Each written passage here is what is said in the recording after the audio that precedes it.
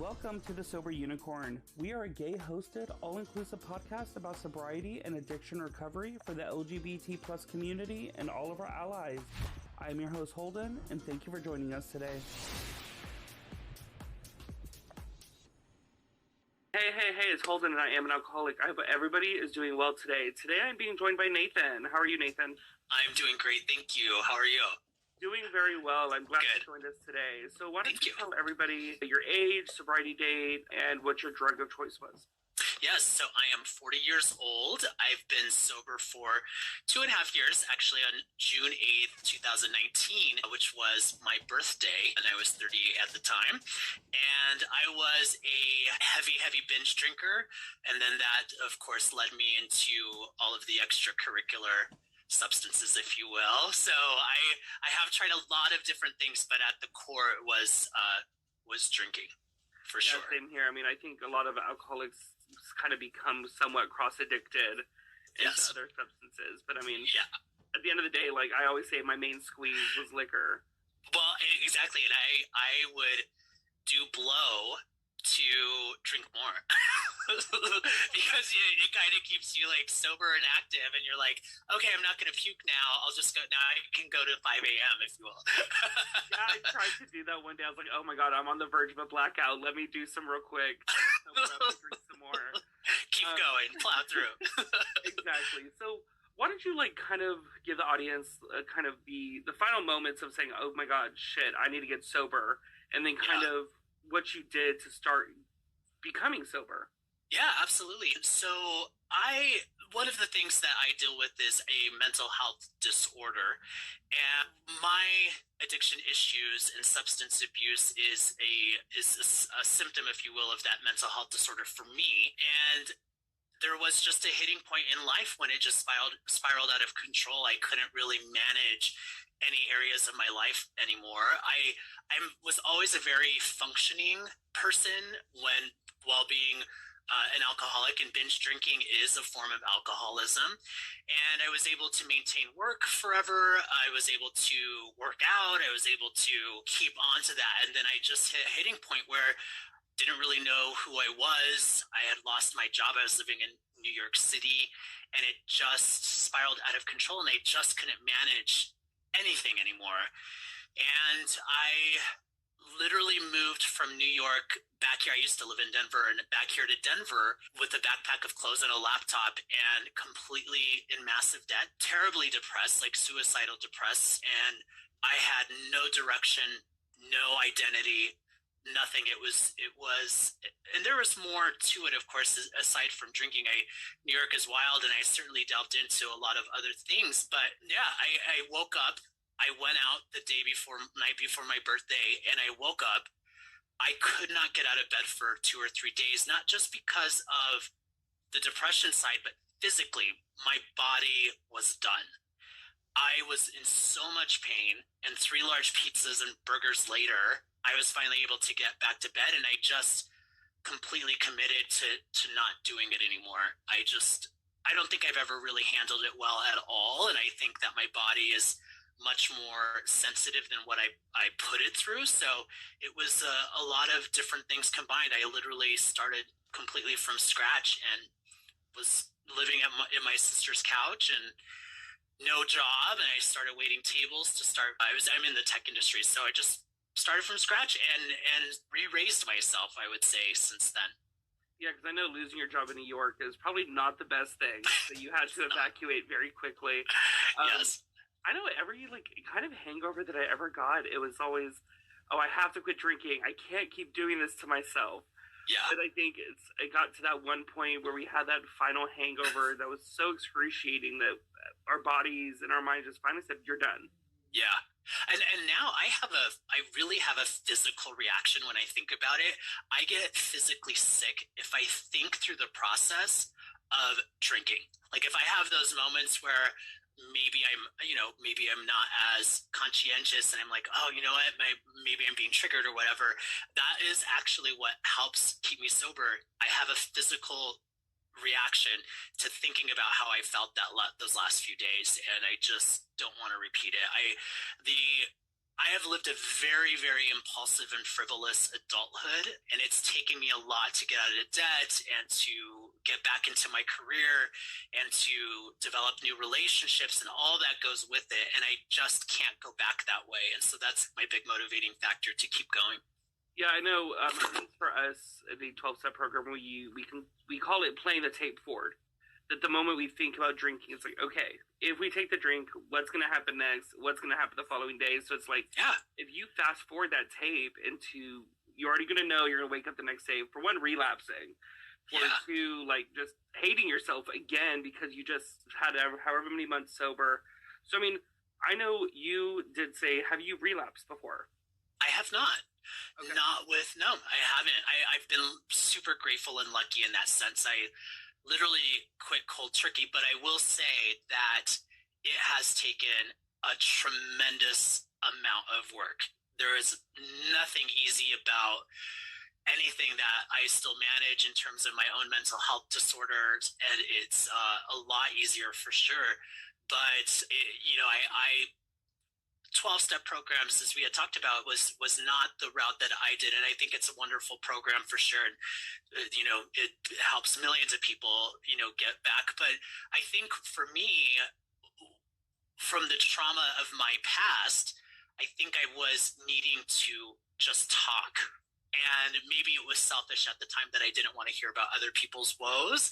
It could be part of that, but I lucked out in the sense that I delved into, once I committed to sobriety and to manage my life and to figure out what was wrong, I finally told myself that I am just going to listen to people.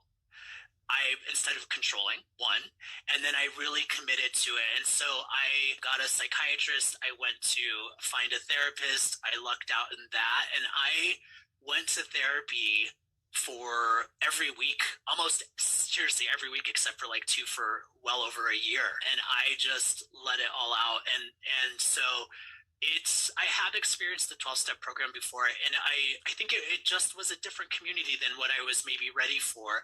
And I'm probably much more open to it now, actually, and whatnot. But I think what's really important in these experiences, I think as a society, I feel like we've really progressed in mental health compared to when I was like 20, which is, seems like forever ago. And so there are many, many ways now to become sober depending on what's going on. And one of the things, when you're dealing with mental health disorders, oftentimes substances is a symptom of that. But what's great, I think, about where we are is that it can be packaged. It can kind of be like a customized package deal. Like you can have a psychiatrist who wants to put you on more medication with a therapist and a 12-step program. You can go to therapy and find your journey that way. And I was open to it. I actually was like, I'm going to go to therapy. I'm going to talk about it. I'm going to find what works for me. And if my therapist tells me to do a 12-step program, I will do a 12-step program. But I delved into dialectical behavioral therapy, CBT, which has been tremendous in helping me. And I have sober friends now who do 12-step programs, and I totally still connect with them. Yeah, so I know that at least for us with the 12-step, we, like when it comes to triggers and stuff and cravings, we depend on our higher power to curve us away from that. So as somebody that didn't go through the 12-step program, when you encounter these triggers, what do you do to avoid those triggers and to like mentally move past that? Yeah, absolutely. Oftentimes I have moments of despair in many ways when I'm dealing with my own depression and other issues I'm working through. And I will admit I was totally rebellious at first in this journey. I'm like, I am not going to go that way. I'm not going to be a cliche.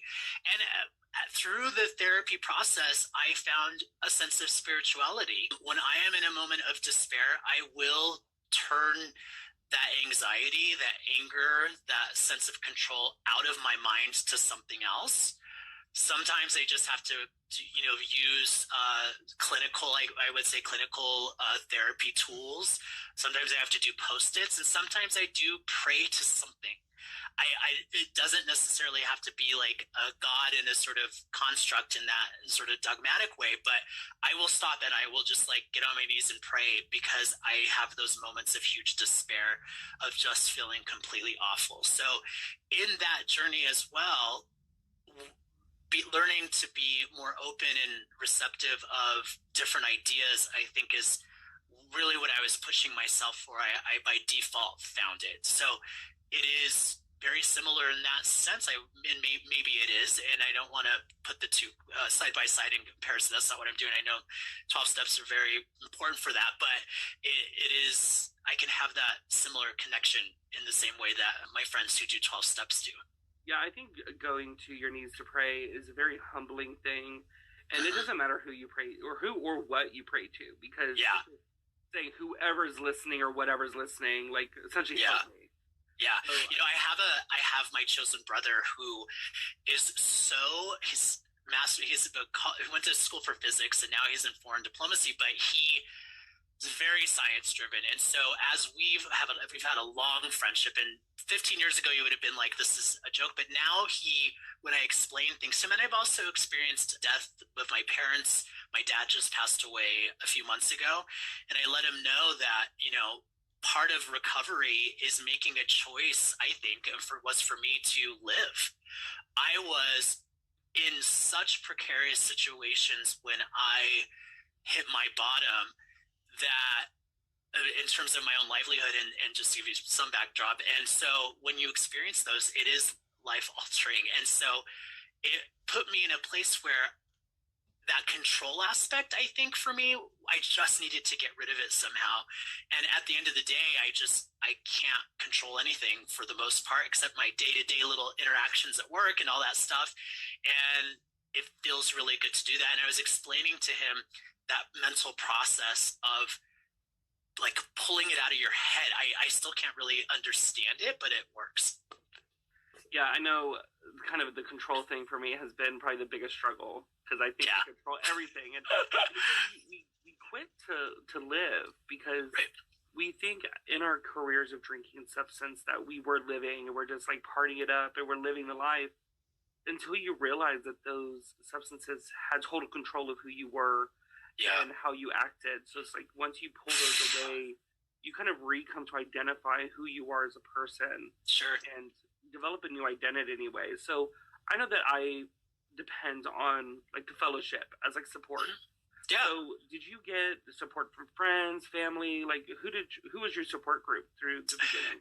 Yeah, I was really worried when I started this, because in many ways when I was rebuilding my life, and I call it re-raising myself, I had chosen what I call chosen family and really close friend for years, and I didn't know if those people would stick around. Sometimes I find that in relationships as a sober person, maybe sometimes there's fear that they might find themselves in you, but I was fortunate enough to keep them, and they're not big drinkers at all, and they were 100% completely there for me and gave me time and space away from them to figure it out.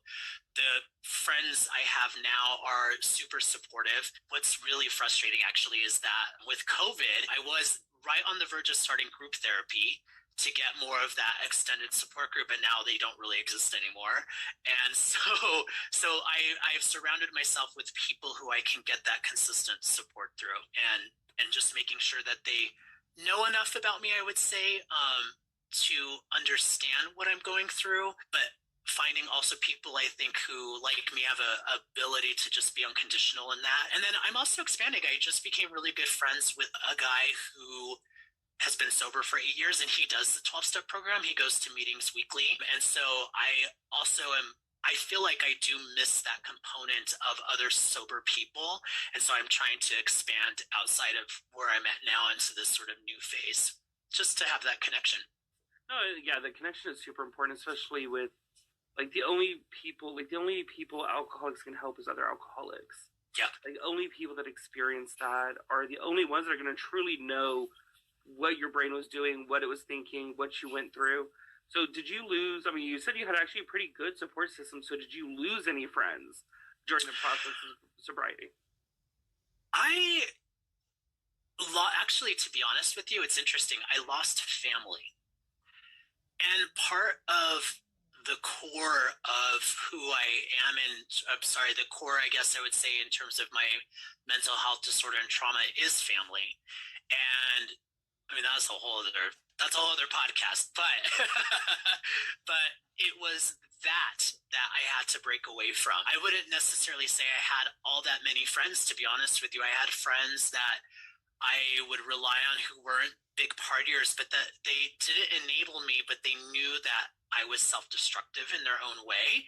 And so I did not lose them. As a matter of fact, my really good friend who I've been friends with for almost 20 years, we've stepped away in many ways, and I'm going to San Francisco tomorrow to work. She lives there, and I hope we can start rebuilding our friendship, because we also enabled each other in many different ways, but she doesn't feel triggered. It's like none of that. I don't feel triggered with them. And so it's just that sort of deep level of friendship. So it was family, actually. I had to break off from many people within my family. And at the end of the day, whether or not they think that, many of them, it was a good choice for all of us. Yeah, I mean, although I broke away from my family a long time ago, most of them, I think becoming sober has helped build better relationships with certain parts of my family, but then also better understand that breaking away from other parts of my family was for the benefit of me and my own mental health. Yeah. So my friends, what's crazy is they were major people that were pushing the shots towards me. Yeah. And so now they're like, oh, don't you think you'll be able to drink again? I'm like, girl, you don't fucking know how this works. Yes. Yeah. It's not gonna. You could just not drink so much. It's again, that's not how this works. Yes, but then we live in the gay community, and it is a party culture. It just really is, and it's really hard to be around a lot of people, friends or not, I think, who won't push drinking on you. But the new group of friends that I have that I've made these last few years do not do that. Funny side story, actually. I became groups of friends. Well, all of them drink in my core group. They're not heavy drinkers. We have other commonalities, but I became a shot fairy, and I was handing out shots during some of our parties, and I still have that. And so I'm actually the one that's more of the instigator. I don't know why. It's not good sometimes, but it's not like I have to twist their arm. I mean, good thing is being a shot fairy for a party, they don't have to worry about half of them already being gone by the time they get to the rest of the guests. It's true. It's so funny. But the nice thing is that I would say the big difference between now and when I was drinking, I'm still fun AF, I like to think, is that I go to bed. I will go out to a bar, but at 12, I'm turned into a pumpkin. I'm like, bye guys, have fun in your hangover tomorrow. And they will always comment on it. They will always call me out on it. And I don't want to enable anybody who might be struggling, but I'm very conscientious. I actually ran into that this last year. I had a separate group of friends, and one guy, I realized after getting to know him, he really struggles with drinking. He has a problem, and some of our other friends are, and I was doing that with him, and I didn't realize I was enabling him. So I have to tone it in. I can't be this wild child to everybody, but I am still a wild child at heart. I just go about it a different way in many ways. And I think a lot of people, when they come to terms with them having issues drinking, they kind of have to come to those terms with themselves. Yeah. Because it's the only people that could say, admit that you're an alcoholic is yourself. It's true. So because everybody reacts differently. Well, did you find that even as people pushed back on whatever was going on with you, that you still just did not admit it? All the signs are there, and you're just rebellious against it? Yes. So for, I think, a year, I was like, I need to stop. I started blacking out and driving. Friends were texting me the following day, oh, how was that after party? And I'm like, what after party? Yeah. And I was looking into 12 steps because I tried multiple times, had that firm resolution the next day, and that night I was back out partying. Yeah. So I looked into AA, and I kept seeing the C, the abbreviation C on all of them. It meant closed. And I was like, oh shit, like that group is full. That group is full. And I mean, I was finding that in the entire Metroplex. It's not until like I dove a lot deeper. The C just means that it's strictly for alcoholics. Got it. Okay. Alcoholics only. So even though you can be cross addicted, when you bring up your story or the solution on how you stop drinking, it has to be based on how it relates to alcoholism. Yeah. So I was like, this whole year I could have been sober, but you thought you're like, we're closed, lady, go away. Yeah, but maybe, I mean, and now that I think back about it, I don't think at that time I was ready. Yeah. So maybe it was like, for me now, I think higher power, but just maybe it was just a universe guiding me and just holding out until I was finally ready. So I understand. When you had asked me about spirituality, one of the things that I do feel is that there was like an outer voice that really just spoke to me in terms of like getting your life together, and I chose to listen to it. And it did happen to be circumstantial, but I know exactly what you mean. It's like, okay, well now, instead of living in regret as much as I try right now of having lost a lot in the past, I just sort of turn it over in that sense. Is that, the universe said it was that time, and it is what it is. But yeah, it's pretty interesting. Well, I'm glad that you got there regardless. Yes, me too. I mean, I'm coming up on 3 months. Yay. So it's still like baby sobriety, and it's kind of crazy because like now that I'm sober with the mental clarity, I'm like, holy shit, like I should have done this a long time ago, especially with the podcast, and it's been an overwhelming response with it, with people reaching out, and it's like, I didn't realize that little old me, like not even my story, but just allowing a platform for others to share, because most of my guests, I think I've had 2 that are local, but everybody else has been out of state. Reached out to me on Instagram. Yeah, it's great. So of course we did talk about how you are part of the gay community. Yes. So, I mean, as am I. Inevitable. Of course, this is the sober unicorn. No. So, how have you gone to Pride sober yet? You know what? So 2019, yes, that first. No, actually, you know what? I did not, and it is interesting because when I started this, and I started going to treatment and whatever, I had to pull completely out of the gay community for a good year. I didn't trust myself because I didn't know what was going on. I didn't know how to go about, being healthy. But also, I think that as a community, we struggle with a lot of the issues within. We do fat shaming, and we do race shaming, and we do femme shaming still. It's a lot better than it was when I came out. It really is. And I think that says a lot to our society in terms of progress. I feel it has anyway. But the feeling of going into it, not drinking, was totally overwhelming to me. And also, I didn't know if it would trigger and if I would slip up. I didn't know, because I do, even though the way in which I drink, if I do start again today, I could see myself going back down a huge spiral. So I have to still be very conscientious of it and mindful. But it was hard. It was hard to consider going back. When I came out, it was 100%. I don't know how many more percent. It was a lot harsher in many ways than it is now. And so I have the sort of trauma side of it, being Latino, not being the jock, maybe being super femmy sometimes, but it has resonated, it impacted me. So what I did decide to do after that year, COVID happened, so I didn't go that first year because I didn't go, and because I was like, I needed to consciously pull away. COVID happened, and then there was a volleyball group here in Denver specific to the gay community, and I was like, you know what, go do something like, it's probably going to be drinking, but just go and play and see how you do. And because of COVID, it was outside in the summer. It was a huge group. It still is. And I met all of my new friends from that group.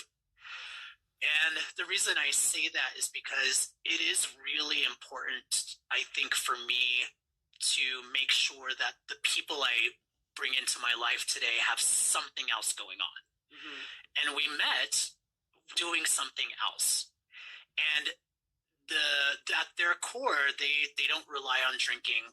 They can't relate, I don't think, to me or other people who are sober, but because by default they don't have the same problems, it's a non-issue. Through that group, I made volleyball group of friends, and so we had that interest, and then that turned into house parties and barbecues, and now we have really great relationships. I love them all to bits. Some of them drink more than others. If they hear this, you know it's true. I enable them sometimes, but they've never pressured me. And actually, this last Christmas, we were hanging out, and I was in this group, and I said, of the holidays, I get a little down for a number of reasons. And I was like, I really, for the first time, want to do like ecstasy or something. And my friend was just like, don't do that. And they were all drinking and having fun. And I'm the only full sober one. And so they know, and they don't know the full depth of my history, but they know that I think they know what it's like to be healthy, and they know my efforts. And so by default, they just support. So it's really great. Yeah, they're just like, slap that shit out of your hands, and they're like, no, yes. Ma'am. I will go clubbing with them. I will go to bars. We do a lot of stuff together. We will plan different events. And I do still, I totally get triggered, by the way. I'm not saying, please don't think I'm like, oh, I'm Zen and I've reached, Buddha and I are friends. It's not the case. If I'm down, I have to be conscientious of where I go, but I will go out with them, and we will dance, and we will have so much fun. And I will say it's been interesting though, because I think I have had to have with all of them some sort of people want to know why don't you drink? People want to be like, and it was really hard for me to come up with something to say without telling a whole story, I guess. And so I think with all of them, I've had some sort of conversation about the why. And it's with all of them. And we're talking like, maybe when we have large parties, there's like 15, 20 people. And I think most of them have been like, I'm just curious, do you mind sharing, why? But, yeah, it's cool. I think sharing the why is so very important, because I think if maybe that person that asked that one day is struggling themselves, and wants to see if there's a similarity in stories on why you became sober, and then they're like, oh shit, that resonated with me. And yes. Like, maybe I got a problem too. Yeah. I know when I drank my heaviest, it was at straight bars. It's funny. Well, because the gay community being like a heavier set person has not been the nicest. No. And even going to bear events that are catered to that, I did not fit in the bear demographic, so they still kind of shunned me out. Oh, I'm so sorry. Yeah, it was TBRU. Never mind. Yes. Well, screw it. I'll say their name. So, in Dallas, like, call it out, girl. Call it out. I tried out on their like little competition. And they got off the stage with like messages saying like, "You're too chubby. Like, this is a bear event, not a chub event. Like, you shouldn't be here." And I'm like, so. Now, because my mental health at that time was super insecure and everything, and self-hatred, I think going to the bars would have made it worse. Going to gay bars. 100%. Now that I'm sober and with a lot more mental clarity, I'm not going to say my insecurities are gone, because they're definitely not. Totally. Hopefully, I mean, when I go again, I haven't been to a gay bar yet, being sober, because I know we're a party-centric community that's very centered around alcohol and narcotics. I mean, especially meth right now in the community. I know. So, once I reintroduce myself, hopefully, like, when it presents itself and people are like, no, I don't want you, or this, that, and the other, it won't weigh on me mentally as much to want to drink. I 100% resonate with that. I always kind of make the joke with myself. So, like, I'm Latino, but I'm light-skinned. and I have very smooth face and arms. So, but I'm not twinkish because I'm a little stockier, and all my hair is on my belly, but I'm not bellied enough to be a bear. And so I'm just sort of out there. I know, I'm like, and you know, now it is much more egalitarian, the gay community, than it was when I came out. But back when I came out in 2000-ish, it was all about those sub communities and whatnot. But it is, I totally get it. It was super hard for me to range. I was super self-conscious to not, but you know what? Holden, think about it this way. I had a moment when maybe 6 months ago, I was just still struggling with self-consciousness on some level. But I realized when you think about just how heavy we drink in the gay community, right? I realized that, well, that's because a lot of those people are, if not most of them, are managing the same thing that we are. It's hard to be in that community, even when you're super fit, even when you're blonde, all-American jock boy. They are doing their own self-destruction in some other way, maybe not as intense as maybe we would identify with, but I think that's why it's so maybe extra. Yeah, no, I mean, we are very extra, but I've always said, like, give extra, get extra. It's right. You're so extra. Well, no, bitch, you're just not enough. Yeah. Well, you know, I had to like find the opposite side of it is that there is the sort of sex progressiveness within the community, and I'm exploring that now. I've also had to do away with sex for a long time, but there's these things within the gay community that are so progressive outside of other communities that, you know, when I feel like when I open myself up to those, with that, I would say when I open myself up to not be completely absorbed with my own insecurities in the community, I started seeing all of these other really niceties about it. So they're there, but it's hard.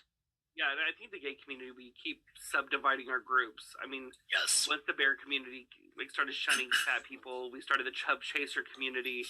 Yeah. And now even that is like, you're either too fat or not fat enough. There's so many like, yes. Why can't we just be a community and be done with it? Right. And so I'm looking forward to one day stepping back into the rainbow rooms of the club. Yes. Yeah. What are you right? Like right now, is it just it's a no-go for you right now as you progress in your treatment? Right now, it's hard enough for me to step into a regular bar. So yeah.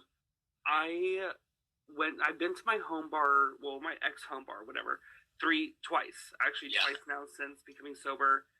It was good for the first like 30 minutes, 45 minutes, but then the moment everybody and all my friends started drinking, and then I'm just kind of, and then they're like their drunk conversations, and I'm just sitting there like twiddling my fingers, like, what do I do? Where I'm at I haven't figured out, what do you do at a bar, like, other than drink? It's true. It is true. You know, but I am totally on the same page with you in that I used to go to gay bars straight bars a lot, because I was too self-conscious sometimes to go to a gay bar. And I was like, I call it, like, there's a comedy that I've watched, it's called The Village Gay, and I loved it because you get so much fun attention with straight people when there are no other gays, and it's all like light.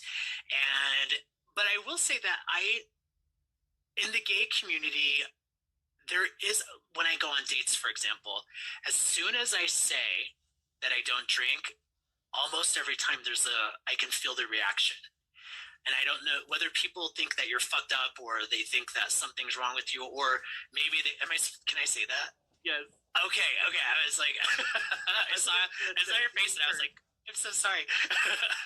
But whether they think I'm that, or they maybe see themselves, that is, I think, now my biggest struggle. It by default makes it's hard not to be self-conscious of that. But straight people that I still interact with, I never get the question raised. It's only, in my experience, been the gay community where gay people ask me why. I have yet to, pretty sure I have not had a straight person through friends or going to bars with straight friends who have said, are you drinking? I'm like, no, I'm good. And they just let it go. It's a non-issue. So I'm sure it is not always the same, but in the gay community, I would say any person that I have met and bonded with has asked me why. So it's pretty interesting. I think it's because like the whole recovery AA, or I mean not even AA, but like just any recovery and sobriety in general has always been coined like this white cis male thing to do. Yeah. And so gay people were just like, we're not alcoholics, we're just having a good old time. Yeah. So yeah. It's a mess. It is a mess. And I think too, you're right. I think I haven't thought about it that way actually. But that's really interesting. But I also think too that we still as a society are shameful of that. Like we're still not even just in the gay community, but we think that people who are working through 12 steps or in therapy, we still think that that person is screwed up. And I think it's totally getting better too. I hope it is. I think just in my experiences of the mental health community, but I think it has to do with that. But it's really unfortunate when you are a bunch of single men with no kids and extra income, and you can spend as much money as you want on booze and drugs and fun. It becomes that. I think. Well, I mean, I spend most of mine on booze. Never mind. Dated while being sober. I have not. I struggle with that. The friend that I was talking to you about who's been sober for a year, he does the 12 steps. I asked him not 3 weeks ago, I think. I am weirdly more self-conscious physically with myself than I have been. He had said that, it's common when you do that. He goes, I find that a lot with people who are sober. He goes, it'll come back. So I'm so non-sexual in many ways, and so I think that has restricted me from dating. I go on dates, but I can't tell if I'm projecting self-consciousness, and so they pick up on that for being sober, or if there are a lot of people that I feel like I feel their pullback as soon as I say that I don't drink. Yes, I mean, so of course, baby sobriety here. So I am on several dating apps too. Okay, and I mean, and my profiles are primarily about the podcast and hopes that maybe anybody else with addiction can find it and stuff like that. And I've gotten messages from men being like, well, how do you even have fun anymore? Like, what do you do if you don't drink and you go out? It's like questioning like whether I'm even able to have fun. And then there has been several people that have hopped on the podcast, listened to the episodes, and then they're like, oh my God, I listened to your first episode and I'm so sorry. I feel so bad. And I'm like, don't feel bad. Yeah. Like, my past and the struggles I went through with family and friends and this and the community, like, don't get me wrong, it's fucked up. But, like, it's nothing that we should ever feel shamed for, or just, like, nobody should be apologetic for that. Yeah. Because everybody has their story. Yeah. And trust me, mine is nowhere near as bad as some people. Yeah. Yeah. It's true. We all struggle, and I think because I'm at least being honest with my struggle, that's why some people are just surprised. But I find dating is kind of difficult because when I've been asked on one date since being sober, and they were like, well, if we can't grab a drink, what do we do? Yeah. It's true. As soon as I see a profile on Grindr that says drinks ? I'm like, all right, I will skip through. Now, technically, a diet soda is a drink. I'm just gonna say, you know what I mean. But I know that that's not what people mean. But I don't think I've really found yet my footing in how to go about that. It's strange still for me. There's still a sense of uncomfort. So I think I sometimes feel good and I'll go on dates, and then sometimes I just don't. But no second dates, I will say that. But you know what? That's their fault. Thank you. And it could be insecurities on their end, because a lot of people think that because we're sober, we're going to sit here and feel superior to somebody that drinks. Yeah. And I'm like, I don't give a shit if you drink. Like, the liquor's in your mouth, not my mouth. Who cares? Yeah.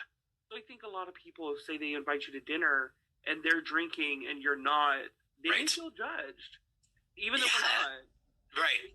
Maybe that's why the second date doesn't happen, because they're just like, well, I did have a drink in front of him and I shouldn't have done that. Or, well, what did he think of me because I had a drink knowing that he's sober? Yeah. So it could be them. And here, I always refer back to my 12 steps. It's like, that's their side of the street. Please. You gotta clean your own house. Yeah. It's their own, again, it's their insecurities. Yeah. Well, one date he was very candid about it. And he's super nice to actually see him out and whatnot. When we were out, he's like, "Are you going to drink?" And I said, "I don't drink." He goes, "Oh, okay, I do." And I said, "Yes, please do." And so 10 minutes in, he asked me, "So, why?" And I was very simple about it. And I just said, because I don't want to. And I goes, "Just how do you feel about that?" And he goes, "Well, to be honest with you," he goes, "I drink so much, I would feel bad if I drank around you all the time and we were dating." And he was very honest about it, and I loved it. Even I was just like, you know what, just because you're honest, I would totally go on a second date with you. But he was totally candid about it. He was like, "I drink a bottle of wine a day." He goes, "I will not stop. I love it." And I'm like, okay, hey, you know what? I'm glad. And we are working at moving towards maybe becoming friends with benefits. Okay. Because he's still, I've been on a lot of first dates this last year, and he's the only one that's been honest. And so because he has, I feel comfortable around him. Well, you never know how much influence you can have on people just because, and just like with this podcast, anybody that could be struggling could resonate with your story. And just seeing like how happy you are, maybe they'll be like, "Oh, okay, you know what? Maybe being sober isn't such a bad thing." Yeah.